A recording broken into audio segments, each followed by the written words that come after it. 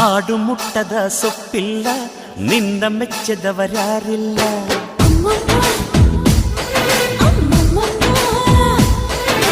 ಜೇನಿಗಿಂತ ಸಿಹಿ ಬೇರಿಲ್ಲ ನಿನ್ನ ಮುದ್ದಿಗಿಂತ ಸಿಹಿ ಬೇಕಿಲ್ಲ